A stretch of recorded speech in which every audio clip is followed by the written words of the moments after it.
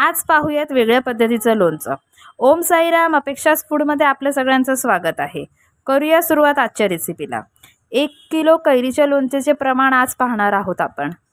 एका भांड्यामध्ये पाऊण लिटर तेल गरम करत ठेवूया। आता त्यात अर्धा चमचा मेथी, 2 चमचे राई, 2 चमचे जिरे आणि थोडीशी हळद आणि ह्याला आता गॅस बंद करून घेऊया आणि अर्धा वाटी ह्यात लसणाचे पाकळ्या टाकूया।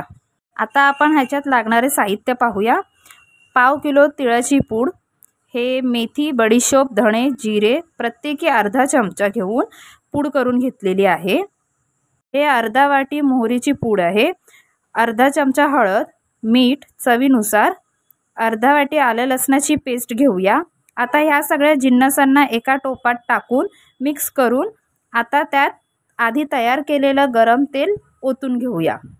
आता त्यात 1 किलो कैरी टाकून मस्त मिक्स करून घेऊया।